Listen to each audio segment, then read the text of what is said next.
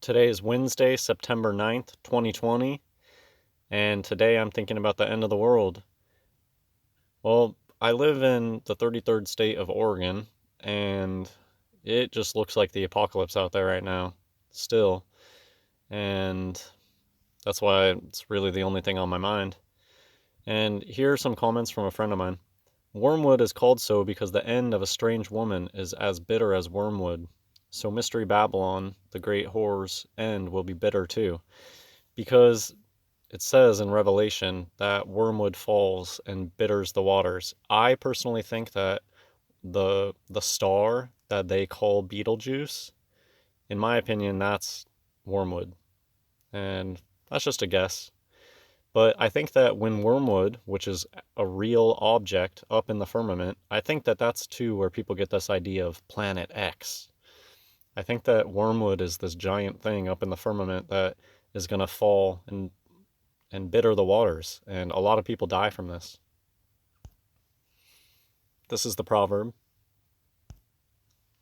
There were some more comments that were interesting. On one of my videos, somebody said to read Isaiah chapter 30, and they said that it has some interesting statements about modern world. And I agree that verse 7 is really funny. Their strength is to sit still.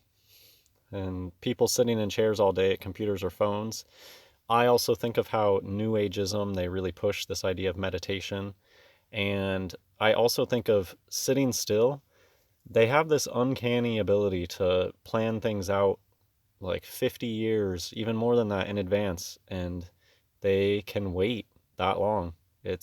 They're really good at sitting still.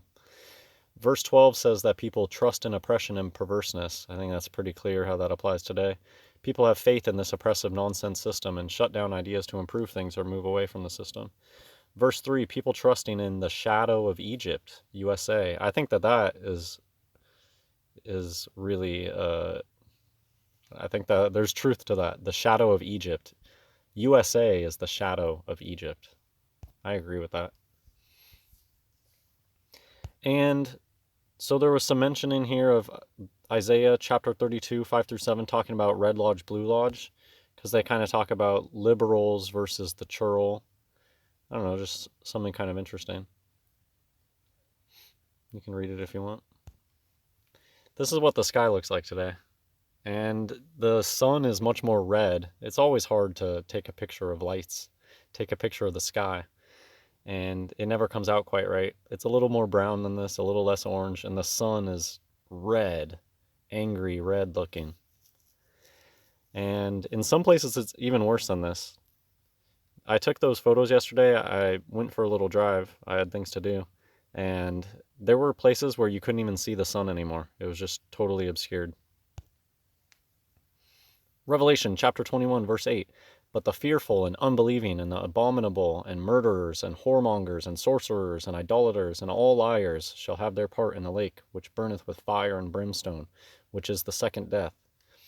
Now, I guess I'll say, I don't know what's causing the fires, how many are natural, if this is some sort of, who knows, maybe there's a sign up in the heavens right now in particular areas and they're just blocking out the sky for everybody. Could be. It could just be that, could be dealing with time.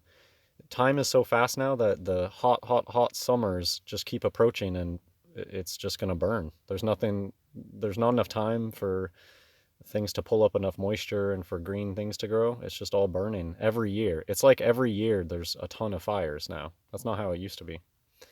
And so I don't know what's causing the fires. Is it a psyop? People love having those, talking about directed energy weapons. I don't know. But the signs are here for end times. The world is going crazy. The whole earth feels like it's burning and earthquakes in diverse places. And I think it's just another one of those things. Who cares what the main cause is? It's just, why every year do we have tons of fires and it's looking like the apocalypse out there? Micah chapter 1 verse 4. And the mountains shall be molten under him, and the valleys shall be cleft as wax before the fire, and as the waters that are poured down a steep place. So in Jesus Christ's presence, the mountains are literally going to melt. And the Bible, it seems like there's going to be a cleansing with fire. The earth was already cleansed once with water. The next cleansing is going to be with fire. So that's what I'm thinking about today. God bless everyone.